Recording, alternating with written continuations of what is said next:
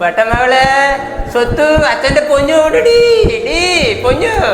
എന്താ അച്ഛൻ 6 മണിയല്ലേ ആയുള്ളൂ, ഇപ്പൊ തന്നെ എന്തിനാ അച്ഛൻ എന്നെ വിളിച്ചത്?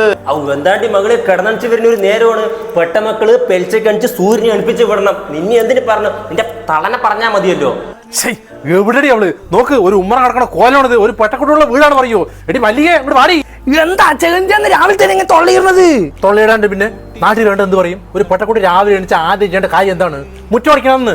ഓ, നാട്ടുകാർ ദിവസം വന്ന് നോക്കല്ലേ മുറ്റോടിച്ചോ ഒന്ന് പോയി കിടന്നിട്ട്. അവടി മകളെ വിശന്നിട്ട് വയറ് പോക്കോ കത്തുന്നു. ഇത്തിരി കഞ്ഞി വീഴ്ത്തരി മകളെ. എന്താണ്ടി മകളെ കൂട്ടാൻ? ഓ, കൂട്ടാൻ അമ്മ വെച്ച് പടുവിളങ്ങ ഉപ്പേരിണ്ട്. ഹൗ, എന്റെ അമ്മനെ കെട്ടിയിട്ട് വന്ന് അന്ന് തുടങ്ങിയാണ് ഈ പടുവളങ്ങ.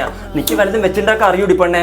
ഓ, ചുടുവെള്ളം തിളപ്പിക്കാൻ കോഴിമുട്ട പുഴുങ്ങാൻ എനിക്ക് അറിയാലോ. ഈ കോലത്തിൽ നിന്നെ കെട്ടിക്കൊടുത്താലേ 3-ാം പക്കം വീട്ടിൽ കൊണ്ടാക്കും. നിന്നെ കുറ്റം പറയില്ല, ഞങ്ങളെ പറയാ തന്തന്റെയും തളന്റെയും വളർദോഷന്ന്. അല്ല ചോറും കൂട്ടാൻ വെക്കാൻ കെട്ടിക്കൊടുക്കണേ. ഇത്രയും തൊള്ളയിട്ട് നിങ്ങൾക്ക് അറിയും ചോറും കൂട്ടാൻ വെക്കാൻ? കേക്കട്ടെ.